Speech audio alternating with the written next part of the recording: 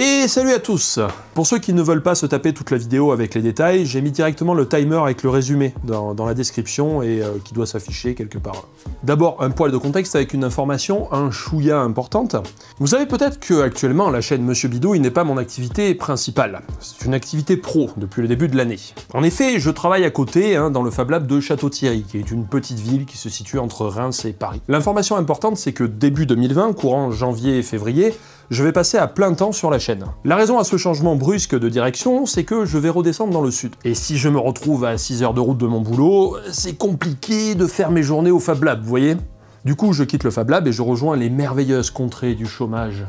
Mais je tiens à dire que c'est pas du tout en rapport avec les conditions de travail au Fab Lab ou l'ambiance avec les bénévoles. Le Fab Lab de Château-Thierry est une très bonne association, je travaille là-bas jusqu'en décembre encore, et il sera encore ouvert après mon départ. Bref, il n'y a pas de souci de ce côté-là, c'est pas de souci. Bon, le sujet qui nous intéresse ici est le suivant. J'ai monté un statut d'auto-entrepreneur pour pouvoir toucher l'argent des dons et de YouTube dans les clous de la légalité. C'est le plus simple à faire quand on a une activité principale à côté. Et à partir de décembre, je vais toucher le chômage, vu que je quitte mon ancien taf. Une petite précision au passage, quand je passerai au chômage, les revenus de la micro-entreprise, de YouTube donc, ne viendront pas s'additionner aux revenus du chômage, ils seront déduits. Je dis pas ça pour me plaindre ou autre, je trouve ça même tout à fait normal. Mais c'est pour éviter certaines remarques en mode « oui, tu touches des aides alors que tu te fais de la monnaie sur YouTube ». Non, c'est pas du tout comme ça que ça fonctionne. Le projet du coup, vous avez deviné, c'est de passer à plein temps sur la chaîne et que ça me rapporte suffisamment assez pour vivre. Alors oui, je sais qu'on vous a déjà parlé de ça 30 fois avec d'autres chaînes, mais je pose quand même les choses par souci de transparence. Pour la suite de cette vidéo, je vais vous expliquer ce que je compte faire. Ça va paraître un petit peu froid et calculateur, mais c'est indispensable. Quand on veut passer à plein temps sur une activité, il faut regarder les choses en face. Parce que le loyer et la bouffe, ça se paye pas en passion, malheureusement. Et la quasi-totalité des chaînes de qualité que vous regardez sont de qualité parce que ceux qui la tiennent ont du temps pour bien faire les choses. Et à moins d'hériter ou de gagner au loto, avoir du temps nécessite une source de revenus suffisante et stable. Quand on regarde la chaîne, elle a une bonne croissance, on est à plus de 120 000 abonnés. Elle a été ouverte il y a 6 ans et je suis resté en dessous des 10 000 abonnés pendant 4 ans. Donc autant vous dire que je mesure la chance que j'ai aujourd'hui de faire 50 000 abonnés en 1 an. Toutefois, il y a une différence entre avoir une chaîne avec beaucoup d'abonnés et avoir une chaîne qui rapporte assez pour pouvoir vivre tout en produisant des vidéos intéressantes. L'idée est donc qu'à partir de janvier, ou plutôt février, le temps de déménager et de reprendre, je passe à plein temps pour faire plus de vidéos et développer un modèle économique qui me permettra de me dégager un revenu suffisant d'ici max décembre 2020. Date à laquelle je n'aurai plus d'allocation chômage, donc il faudra bien que ça tourne. Sinon, je ferai autre chose. Ce type de projet me paraissait complètement suicidaire il y a 1 an. J'ai toujours considéré que si je venais à vivre de la chaîne, ça serait plus un heureux accident qu'autre chose. Mais là, peut-être que l'heureux accident est arrivé. En tout cas, je pense que cette période de chômage, qui de toute façon que j'aurai, est le moment de tenter un truc. C'est le moment ou jamais, quoi. Niveau rentrée d'argent. Oui, j'y viens, on va parler de pognon. J'ai 7 sources de revenus potentiels. Les publicités YouTube. Bon, je suis pas non plus naïf et je sais que je passerai pas le 1 million d'abonnés d'ici 1 an. Donc compter exclusivement sur la loterie que sont les revenus de pub YouTube, en plus avec les questions d'ayant droit et des fois de monétisation qui peut sauter, c'est même pas la peine.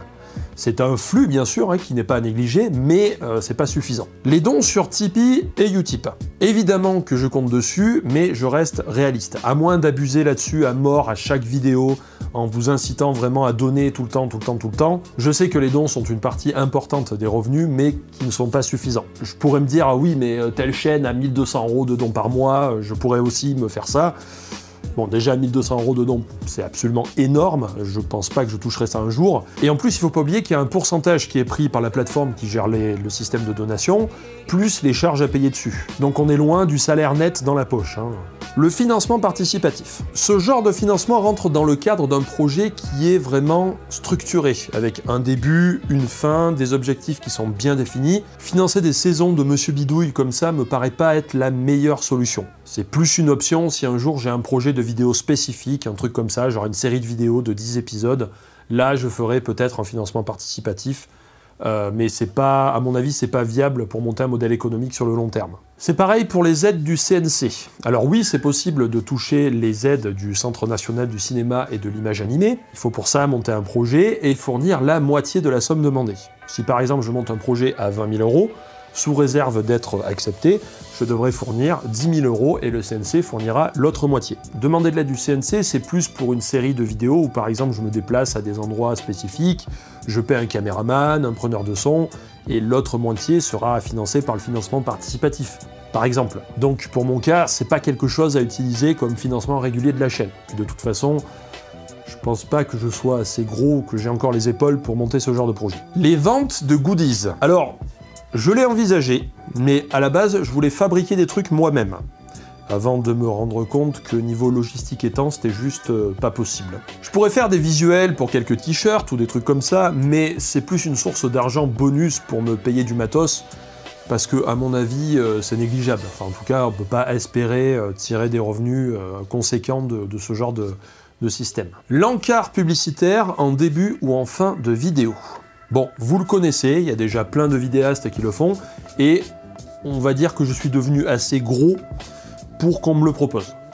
Voilà, je le dis cash. Alors, je ne veux pas accepter n'importe quoi sous prétexte que ça paye. Ça, c'est clair et évident. Ce qu'il faut savoir, c'est que l'encart publicitaire, qui est basiquement faire de la pub pour une marque au début ou à la fin de la vidéo, peut garantir une source de revenus régulier. Si la première vidéo qu'on fait a des bonnes performances, on peut avoir un contrat pour, par exemple, les 10 prochaines vidéos. Alors, les avantages, ils sont certains. C'est que déjà, ça fait une source de revenus régulier, et en plus, on peut parler de ce qu'on veut dans les vidéos, puisqu'on fait juste une publicité au début, à la fin, on n'est pas obligé de faire une vidéo en rapport avec la marque. Donc autant vous dire que c'est tentant, quand même. Pour ceux à qui vraiment ce genre de pub pose problème, j'ai peut-être une solution. Les revenus sont basés sur le nombre de vues sur YouTube. C'est de toute façon là que je fais le plus de vues, de très loin. Si vraiment j'ai des retours négatifs sur les vidéos où je mettrai un encart publicitaire, je ferai un export spécifique sans publicité que je mettrai sur mon instance Peertube. Comme ça, sur Peertube, vous avez aucune publicité. Et pour finir, les partenariats. Enfin, du moins, moi, ce que j'appelle comme étant un partenariat. Donc, moi, ce que j'appelle un partenariat, c'est ce que j'ai fait avec SNCF Réseau sur ma dernière vidéo. Dans le cadre spécifique de ma chaîne, c'est d'être payé pour faire une vidéo sur une technique. Un chantier, une usine, du patrimoine industriel. Bref, un truc technique ou en rapport avec l'histoire des techniques. L'intérêt pour vous dans ce genre de vidéo, c'est que je peux parler d'un truc et vous montrer les choses. Je peux vous montrer le processus de fabrication, ou quand je parle de techniques anciennes, je peux vous montrer les engins, etc. etc. Donc évidemment, ça a un intérêt énorme, c'est que je peux accéder à des endroits où normalement, j'ai pas accès. En plus de ça, vu que c'est payé, j'ai du budget, donc je peux faire venir un caméraman, un preneur de son, bref, je peux faire une vidéo qui est bien foutue. J'ai aussi accès à des informations de qualité parce que je discute avec les ingénieurs, les techniciens, donc il y a vraiment tous les ingrédients pour faire une très bonne vidéo. Pour l'entreprise ou l'institution qui me fait venir, l'intérêt c'est basiquement d'avoir de la pub, mais ça peut aussi être un moyen de parler d'un domaine pour le faire connaître ou attirer des gens dans le cadre d'un recrutement ou d'autres choses encore comme mettre en avant le patrimoine industriel, etc., etc. Évidemment, suite à la première vidéo de ce type, j'ai reçu beaucoup de réactions positives, mais j'ai aussi des commentaires qui m'ont fait remarquer que si je suis payé par X pour parler de ce que fait X, alors je perds mon objectivité sur X. Bon alors déjà, en fonction de ce qu'on me propose, j'accepterai pas tout et n'importe quoi. Ça c'est clair et net. Ensuite, la condition indispensable, c'est que j'écris les vidéos et je dois avoir une certaine liberté. Le but, c'est que la vidéo doit être intéressante, que vous appreniez des trucs. C'est pas juste faire une page de pub de 15 minutes. Je précise aussi que je vais pas faire que ça sur la chaîne. Dans l'idéal, mais bon là, c'est si j'ai assez de propositions, bien sûr, ça serait de faire une vidéo en partenariat par mois. Je dis bien dans l'idéal, en fait, je pense que ce sera pas du tout comme ça au début. Ensuite, pour ce qui est de l'objectivité, c'est vrai, mais dans le cadre de ce type de vidéo, j'estime que c'est pas bien grave. Le but est de rencontrer des gens qui m'expliquent ce qu'ils font, de m'expliquer une technologie et de me concentrer sur la technique et les métiers qui vont autour. Il y a des techniciens qui peuvent parler pendant des heures de comment on réalise tel ou tel truc, du processus de telle machine ou d'un domaine en particulier. Et moi, c'est ça qui m'intéresse, c'est de parler de la technologie. Par exemple, je vais sûrement faire une vidéo sur le travail du métal dans une forge. La boîte fabrique des pièces automobiles. Mais si vous voulez, moi je m'en fous qu'elle fabrique des pièces automobiles. De toute façon, il y a le secret industriel, donc je vais pas filmer en détail certaines choses. Ce qui m'intéresse, c'est de vous montrer les machines, de parler de la métallurgie et de pourquoi c'est un domaine important. Le fait d'aller dans l'usine, c'est pour vous montrer une des applications concrètes de la technologie. La pub pour la boîte, elle va autour de ça. C'est comme pour SNCF Réseau. Les techniques utilisées sur le chantier sont utilisées dans d'autres chantiers pour d'autres entreprises. Le fonctionnement de la caténaire, c'est le même que ça soit SNCF Réseau ou une autre entreprise. Si à la sortie de la vidéo, vous vous dites « Maintenant, je comprends pourquoi certains kiffent ce domaine et en quoi c'est un domaine important », moi, j'ai gagné mon pari. Je vous ai fait découvrir des choses, je vous ai appris des trucs, et c'est vraiment ça le plus important, le but, quoi. Et je le redis, si on me propose un sujet bullshit ou de parler d'une technologie ultra polluante ou qui me va pas d'un point de vue éthique, on va dire, je refuserai, ou je vous poserai la question sur Twitter par exemple, je ferai un vote et on verra quoi. Donc je pense que c'est un bon compromis qui permet à la fois de rentrer un peu d'argent et de montrer des choses impossibles à montrer autrement. Voilà, donc je vous ai expliqué le plan de financement de la chaîne qui devrait se mettre en route d'ici quelques semaines, si tout va bien. Bien sûr, j'attends vos retours et éventuellement je corrigerai certaines choses. Pour résumer, pour ceux qui n'ont pas bien suivi, je déménage dans le sud en janvier 2020.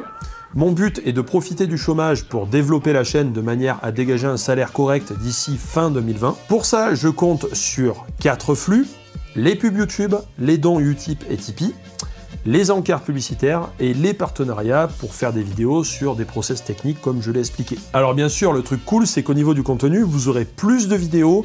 Normalement, la qualité devrait monter progressivement. Je peux pas encore vous dire exactement le rythme que j'aurai parce que ça dépendra du process de travail que j'aurai réussi à développer. Et d'ici janvier, je continue à travailler au Fab Lab, donc les vidéos sortiront quand elles seront prêtes. Je suis aussi en train de voir pour changer de logiciel de montage, c'est-à-dire de passer du couple Premiere Pro After Effects à DaVinci Resolve, qui est beaucoup moins cher, gratuit en fait, et qui permet de faire beaucoup de choses, notamment au niveau de l'automatisation, ce qui m'intéresse beaucoup. Donc ça, plus la préparation du déménagement, du passage à plein temps sur la chaîne, ça ralentit la sortie des vidéos, mais c'est justement pour être prêt en 2020, voilà, ça va envoyer du bois, donc j'essaye d'être prêt, j'essaye de tout préparer avant. Voilà, vous savez tout, je vous dis merci d'être de plus en plus nombreux. Merci à ceux qui ont regardé cette vidéo et à ceux qui laisseront des commentaires pour dire ce que vous en pensez. Et puis, on va voir ce que ça donne. Je pense que ça va être quand même assez bien, il y aura plus de vidéos, moi j'aurai plus de temps pour travailler dessus, enfin, je pense que ça va être pas mal, quoi. Donc je vous dis à une prochaine, amis bidouilleurs et bidouilleuses.